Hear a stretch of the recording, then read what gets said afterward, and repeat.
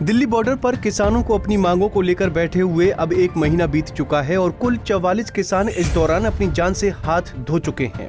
मगर फिर भी ना तो किसान पीछे हट रहे हैं और ना ही केंद्र सरकार झुकती दिखाई दे रही है, जिसके चलते विपक्ष अब लगातार मोदी और खट्टर सरकार पर हमलावर होता दिखाई दे रहा है। इसी को लेकर पंचकुला में जब कांग्रेस नेता रणदीप सुरजेवाला से सवाल किया गया तो उनका कहना है कि पीएम ने पाप किया है, उनकी सरकार के हाथ 44 किसानों की मौत से सने हैं जो दिल्ली के बॉर्डर पर मर गए हैं। पाप जितना बड़ा किया जाए सफाई उतनी बड़ी देनी पड़ती है। प्रधानमंत्री ने पाप किया है, आदरणीय मोदी जी ने पाप किया है।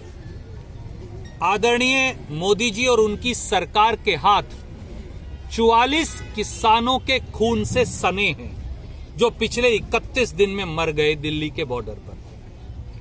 प्रधानमंत्री के मन और आत्मा पर और भाजपा के कर्म और वचन पर उन किसानों की आह और पीड़ा है जो लाखों की संख्या में टीकरी और शंभू बॉर्डर पर उत्तर प्रदेश और राजस्थान के बॉर्डर पर पड़े हैं। प्रधानमंत्री जी, आप 5-5 किसानों से बात करते हैं कच्छ जाकर, अपने घर से दूर 20 किलोमीटर। अन्नदाता की आवाज क्या आपको सुनती नहीं?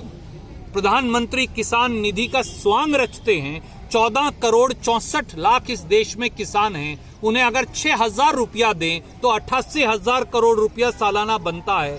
आप 6,000, 7,000, 20,000 करोड़ का लॉलीपॉप पकड़ाकर और 15,000 रुपया प्रति हेक्टेयर खेती पर अतिरिक्त वसूली कर डीजल और टैक्स लगाकर क्या साबित कर रहे हैं? इसलिए हमारा ये कहना है, आंखें खोलिए। अहंकार किसी का इस देश में बचा नहीं। अहंकार मोदी जी आपका भी बचने वाला नहीं। सत्ता के नशे में मदमस्त होकर खट्टर साहब अब इंसान को इंसान नहीं समझते। खट्टर साहब, मुझे मालूम है कि आपने परिवार आगे नहीं बढ़ाया, वो आपकी स्वेच्छा थी, पर क्या हरियाणा के 2.5 करोड़ लोग आपका परिवार नहीं? क्या जो 44 किसान मर गए वो आपके परिवार का हिस्सा नहीं? क्या हरियाणा का किसान, उनकी पत्नी, उनके बच्चे जो करहा रहे हैं, खेत खलिहान जो खून के आंसू रोता है, वो आपके परिवार का हिस्सा नहीं? अगर आप नहीं मानते तो आपको मुख्यमंत्री बने रहने का अधिकार नहीं, इस्तीफा दे दीजिए। क्योंकि प्रदेश के मुख्यमंत्री की ये जिम्मेवारी है कि वो पीड़ा को सुने, समझे, आत्मसात करे और हल निकाले। उन्हें धींगा मस्त, उन्हें चीन और पाकिस्तान का एजेंट, उन्हें खालिस्तान और उग्रवादी ना बताए। सत्ता का जब इतना अहंकार हो जाता है तो उस अहंकार का अंत प्रभु अवश्य करते हैं। इसलिए खट्टर साहब, किसान की आह मत लीजिए, गरीब SC BC की आह मत लीजिए, क्योंकि जब उनकी आह निकलती है तो बड़े से बड़ा सत्ताधारी भी धराशायी हो जाता है। बता दें कि किसान लगातार अपनी मांगों को लेकर प्रदर्शन कर रहे हैं और दिल्ली के बॉर्डर पर धरना दे रहे हैं।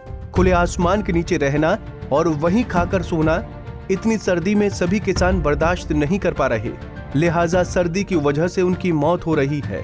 अब सभी किसानों और सरकार की तरफ टकटकी लगाए बैठे हैं कि दोनों जल्द से जल्द बातचीत कर मामले का हल निकालें ताकि किसान अपना आंदोलन वापस ले लें। पंचकुला से उमंग शेवराण, पंजाब केसरी टीवी।